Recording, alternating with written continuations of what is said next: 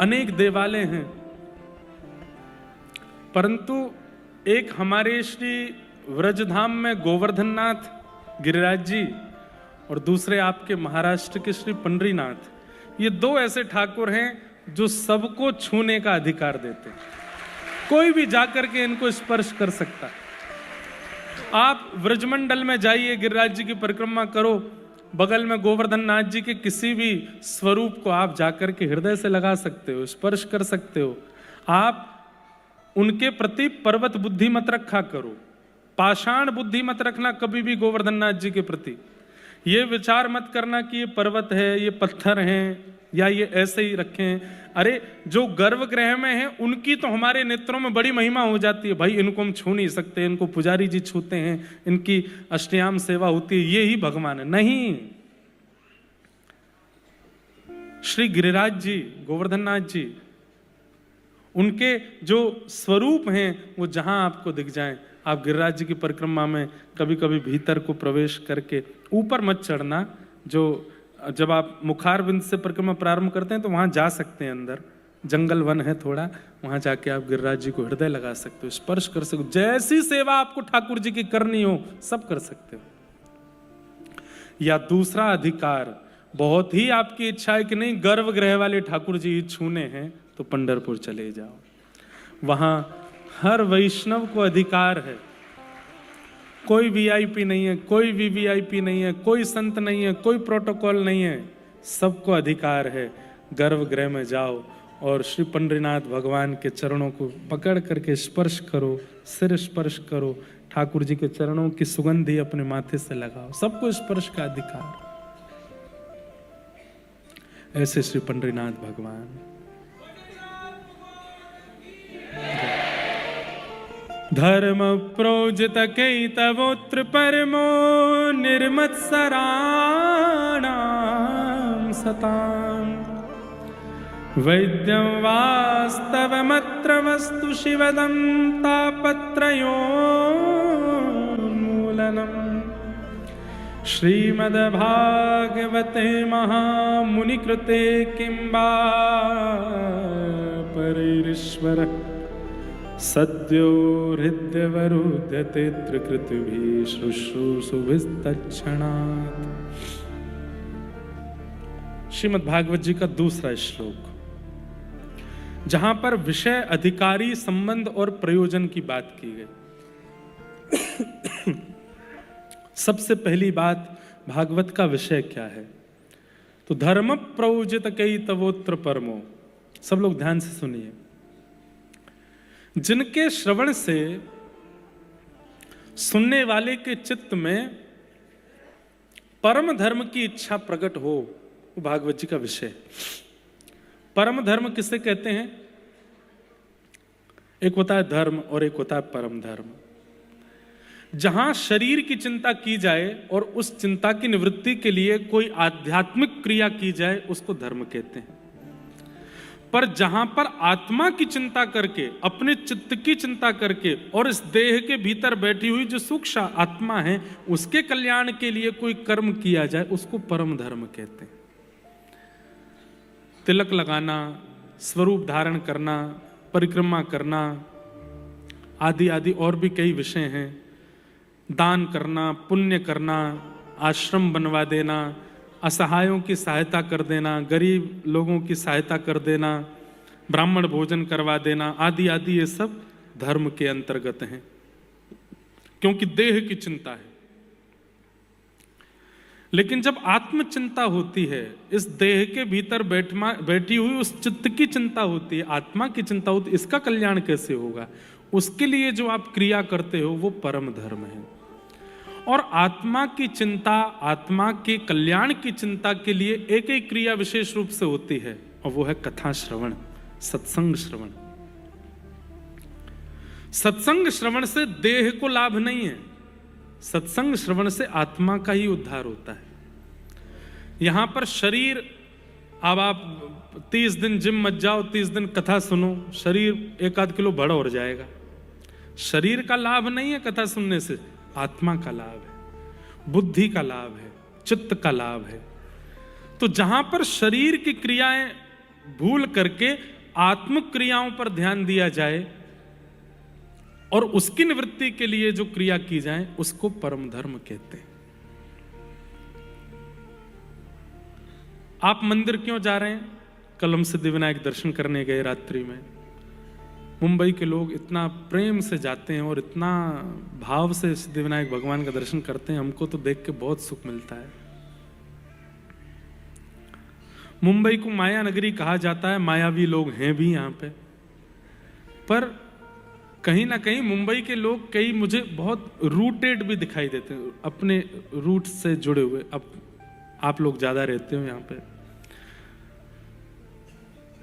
मंदिर में जाकर के देखने में ऐसा लगता है। अभी जब गणपति उत्सव आता है तब देखो मुंबई का हाल अलग ही होता है। यहाँ पर ऐसा लगता है कि भक्ति महारानी यही नृत्य कर रही होगी।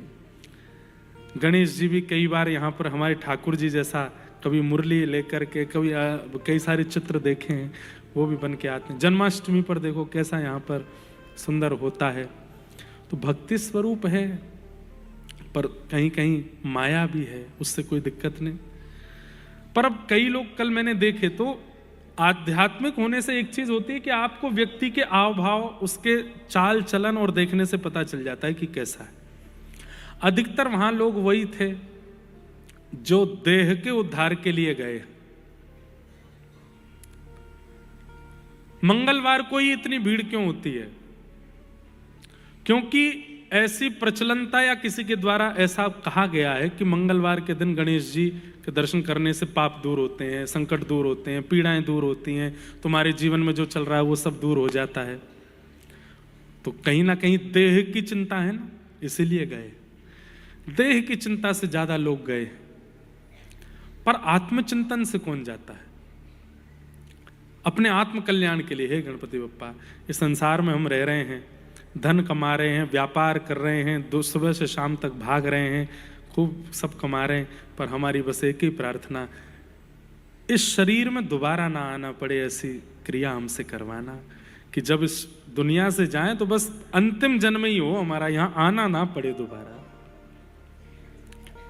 हमारे इस चित्त को आप निवृत्त कर दीजिएगा, निवृत्त करके इसको सद्गति प्रदान कर दीजिएगा।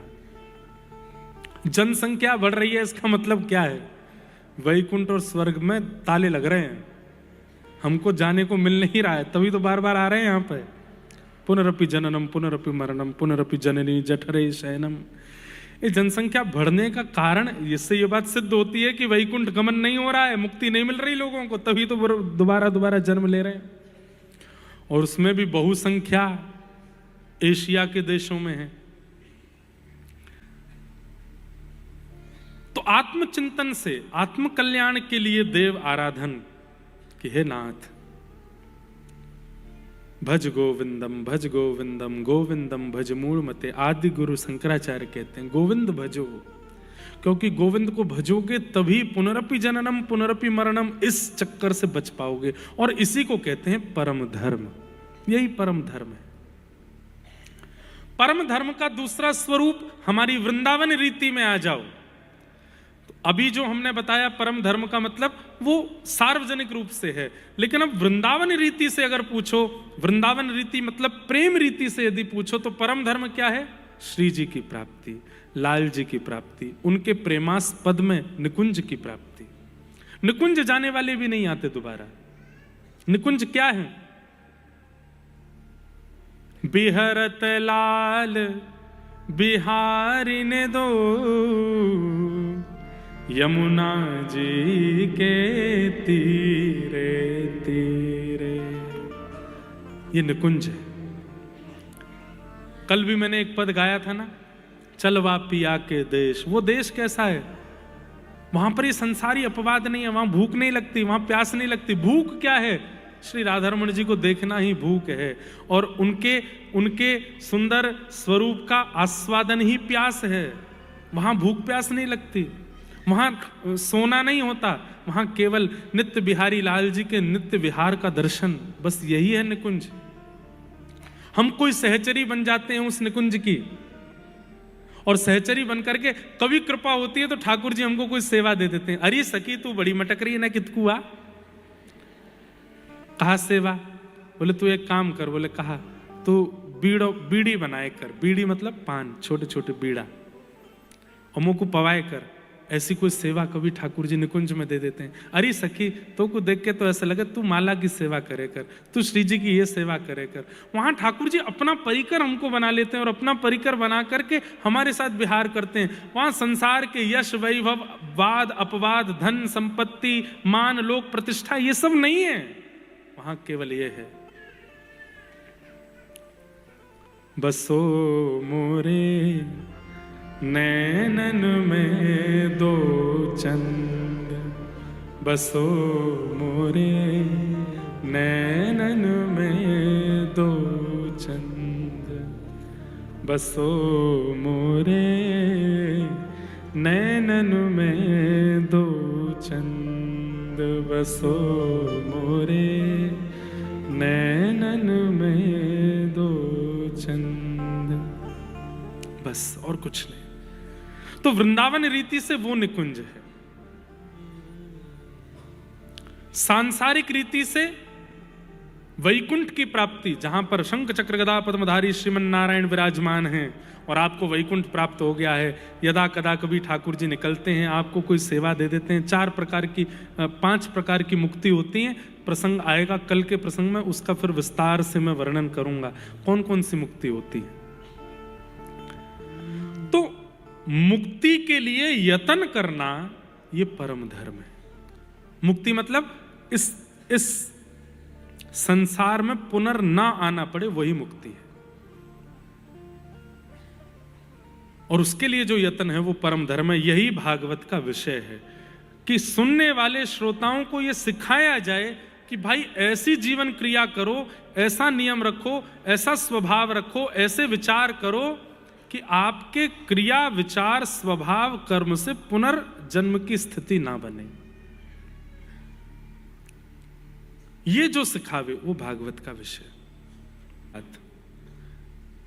इस भागवत प्रसंग का अधिकारी कौन है, कौन डिजर्व करता है यहां बैठना, ये सुनना और इसका पालन करना? तब कहते निर्मत सराणाम सताम, जिसके चित्त में मात्सर्य दोष नहीं है। कितनी बड़ी बात, मैं लगभग कथा में इस बात को कोट करता हूं कि सबसे बड़ा दोष क्या है संसार में? काम बड़ा दोष नहीं है। इसका मतलब ये नहीं कि काम दोष ही नहीं है, दोष तो है, पर बहुत बड़ा दोष उसके कारण ठाकुर जी ना मिले। सबसे बड़ा दोष उसको मानो जिससे ठाकुर जी आपसे नजर हटा लें, वो सबसे बड़ा दोष है। और वो सबसे बड़ा दोष है क्या? काम नहीं है, क्रोध नहीं है, लोभ नहीं है, मोह नहीं है, अहमता नहीं है, ममता नहीं है। और जो भी दोष संसार में है वो बहुत बड़े दोष की श्रृंखला में नहीं आते जिससे ठाकुर जी आपसे नजर हटा लें। सबसे बड़ा दोष जिससे ठाकुर जी आपको नहीं देखें, वो दोष क्या है? ईर्ष्या। और बुरा नहीं मानिएगा, इस सभागृह में बैठे हुए भी कम से कम 70% लोगों के चित्त में ईर्ष्या है। आप स्वयं जानते हैं, अपने चित्त को झांक करके देखो, क्या ईर्ष्या नहीं है? किसी के रूप से, किसी के स्वरूप से, किसी की क्रिया से, किसी के विचार से, कि कुछ नहीं। और ईर्ष्या किससे होती है? अपने से कभी ईर्ष्या नहीं होती। व्यक्ति खुद कितनी गंदगी कर देता है, अपने से ईर्ष्या नहीं करता, हमेशा दूसरों से होती। और दूसरी बात, ईर्ष्या बुरे कर्मों से नहीं होती, ईर्ष्या अच्छे कर्मों से ही होती है।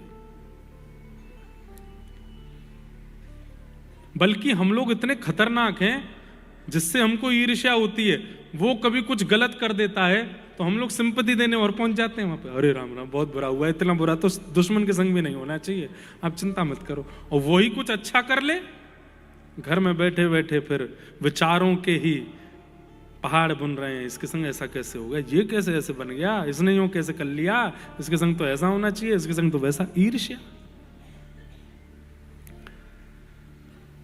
और क्षमा कीजिएगा, अन्य दोष आपके चित्त में हैं, आप फिर भी गुरु कृपा से, नाम की कृपा से, सत्संग की कृपा से भगवत प्राप्ति कर सकते हो। लेकिन ईर्ष्या का दोष है तो फिर बाकी जितनी भी कृपाएं हैं वो भी काम नहीं करेंगे कुछ। ईर्ष्या का दोष, रातों की नींदें उड़नी चाहिए आपकी, अगर आपके चित्त में ईर्ष्या है तो। कैसे कर सकता हूं मैं ऐसे, कैसे किसी के बारे में विचार कर सकता हूं। और विचार, ईर्ष्या भी 3 प्रकार की होती है, मनसा, वाचा और कर्मणा। ईर्ष्या का सबसे पहला रूप, जो कि 99% विश्व के हर व्यक्ति के अंदर है, वो है मानसिक ईर्ष्या। करता कुछ गलत नहीं है, बोलता कुछ गलत नहीं है, पर मन में ईर्ष्या है। समझ रहे हैं बात को? 99% लोगों के अंदर मानसिक ईर्ष्या है। वो बोलते गलत नहीं है, करते गलत नहीं है, पर मन में सोच लेते हैं।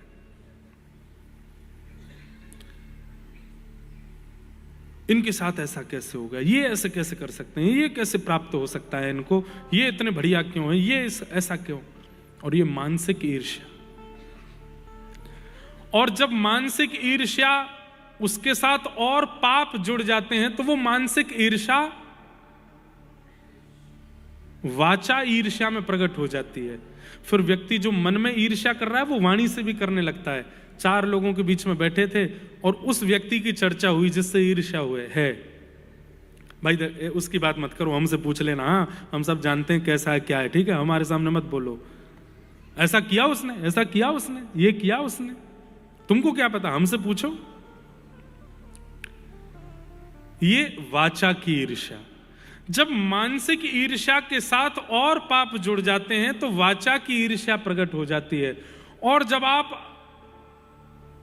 प्रचंड पापी हो जाते हैं तो फिर मनसा वाचा से उठ करके आप कर्मणा ईर्ष्या में आ जाते हो। आप करने लगते हो कि ऐसा कुछ करूं कि इसके साथ कुछ अपराध हो, इसके साथ कुछ गलत हो, इसकी निंदा हो, इसके साथ ये हो। वो कर्मणा ईर्ष्या है। और ईर्ष्या यदि मनसा, वाचा और कर्मणा तो बहुत आगे की बात है, मनसा ईर्ष्या भी है तो एक बात याद रख लीजिएगा, ठाकुर जी की मिलने की जो डायरी बोल लो या फिर वो लाइन बोल लो या फिर वो स्थिति बोल लो, उसमें आपका नाम दूर दूर तक नहीं है। कामी को मिल जाएंगे ठाकुर जी, क्रोधी को मिल जाएंगे, लोभी को मिल जाएंगे, और दोष वालों को मिल जाएंगे। अरे कहां तक कह दूं, स्वपच भक्ष खाने वाले को भी ठाकुर जी कृपा करके प्राप्त कर सकते हैं, पर ईर्ष्यालु को प्राप्त नहीं होते। इसलिए हमारी प्रार्थना, आज से अपना भजन अन्य भावों को बाद में, श्री जी की प्राप्ति हमारी फर्स्ट प्रायोरिटी हो जाती है। हम लोग नाम दीक्षा लेते ही, नाम जप लेते ही, गुरु आज्ञा प्राप्त करते ही, धाम जाते ही, सबसे पहले हमारी इच्छा, आज से ही सबसे पहले श्री जी की प्राप्ति हो जाए, इसी भाव से नाम जप कर रहे हैं। नहीं, पहले अपने अवगुणों की लिस्ट बनाओ। पहले श्री जी मैं आपके लायक बनूंगा, पहले आपके लायक बनने के लिए ये दोष मेरे अंदर है, इन दोषों को नाम से नष्ट करूंगा, तब मैं आपकी प्राप्ति के लिए भजन करूंगा। छोटे छोटे बच्चे आते हैं, महाराज जी श्री जी क्यों नहीं मिल रही, वृंदावन क्यों नहीं मिल रहा, धाम की कृपा क्यों नहीं हो रही। आप पहले योग्य तो बनो, पहले उस लायक तो बनो, और उस लायक बनने के लिए पहले अपने स्वभावों का चिंतन तो करो। हर दिन अभी मेरे अंदर जो काम है उसको समाप्त करने के लिए कुछ दिन का नाम जप है कि ये काम समाप्त होना चाहिए। अब धीरे धीरे लगने लग जाए कि हाँ अब काम विश्राम में है, अब क्रोध के लिए नाम जप करो, अब लोभ के लिए नाम जप करो, अब ईर्ष्या के लिए नाम जप। और एक बात, एक बिल्कुल अंतिम बात कह दूं, काम क्रोध लोभ के लिए तो नाम जप बाद में देख लेना, आप केवल ईर्ष्या के लिए नाम जप करो कि मुझे ईर्ष्या ना हो किसी से। किशोरी मोहे अपनों सो कर लीजे, किशोरी मोहे अपनों सो कर, आप अपने जैसा मुझे कर दो। इस भावना से नाम जप आप कर सकते हो, इस भावना से गुरु मंत्र का जाप आप कर सकते हो, इस भावना से आप कथा सुन सकते हो, इस भावना से परिक्रमा लगा सकते हो कि हे किशोरी जी आप जैसा मुझे कर दो। कैसी है किशोरी जी?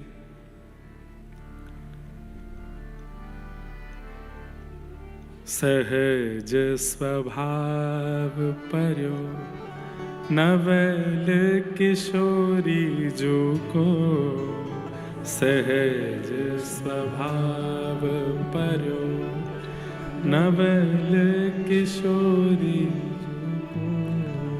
सहज स्वभाव परो, नवल किशोरी जो को सहज स्वभाव परो, नवल किशोरी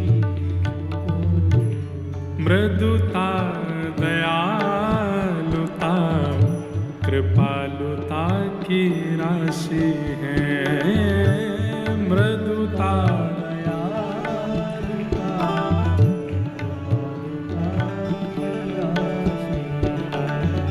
सब सखियां कहती हैं, अरे श्यामाजू इतनी भोरी हो आप। बोले कैसी भोरी? अरे भैया जब कोई व्यक्ति चलता है और छोटे छोटे चैंटा चैंटी या छोटे छोटे कीट पतंग भी अगर मार्ग में होते हैं ना, तो व्यक्ति की चाल की धमक से डर करके भाग जाते हैं।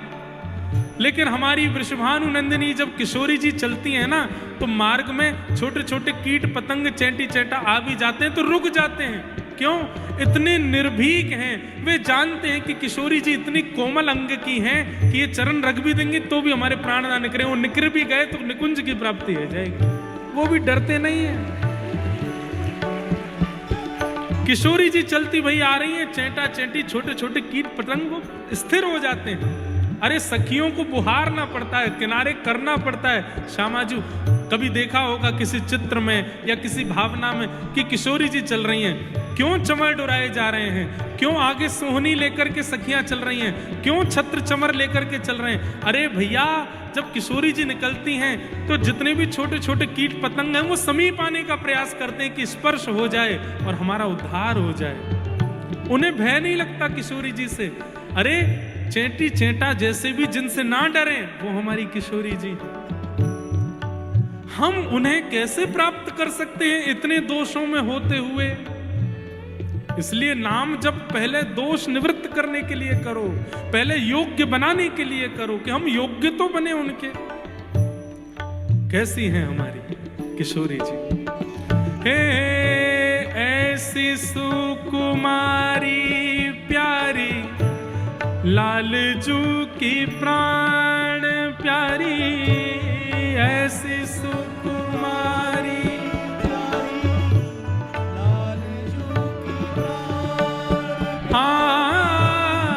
ऐसी सुकुमारी प्यारी, लालजू की प्राण प्यारी, ऐसी सुकुमारी प्यारी, लालजू की प्राण प्यारी। ओ रहत प्रसन्न सदा, ये मुख हंसी है, रहत प्रसन्न सदा, ये मुख हो सहज स्वभाव पर, नवल किशोरी जो को सहज स्वभाव पर, नवल किशोरी मृदुता दयालुता कृपालुता की राशि है, मृदुता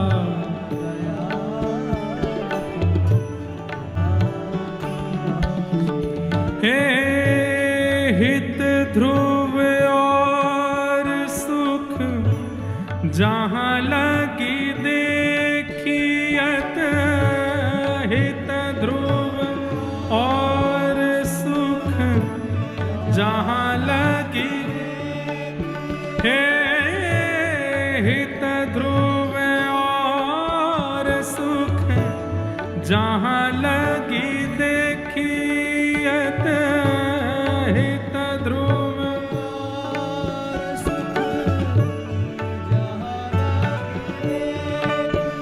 हो सुनियत जहाँ लगे, सबे दुख पासे हैं, सुनियत जहान लगे सब सुख पासे हैं। सहज स्वभाव पर नवल किशोरी जो को, सहज स्वभाव पर नवल किशोरी, हे मृदुता दयालुता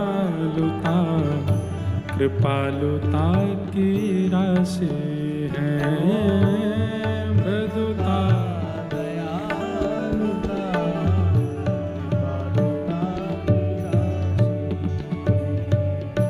ऐसी सहज स्वभाव की हमारी किशोरी जी, और हमारे चित्त में इच्छा है कि हमें निकुंज प्राप्त हो, हमें श्री जी प्राप्त हो, तो पहले उनके स्वभाव के अनुकूल तो बनो। तो प्रथम नाम जप स्वभाव की अनुकूलता के लिए होना चाहिए। निर्मत सराणाम सताम, और स्वभाव की अनुकूलता में सबसे ज्यादा जो आवश्यक है वो आवश्यकता है ईर्ष्या के नाश की। हमारे चित्त से ईर्ष्या निकल जाए।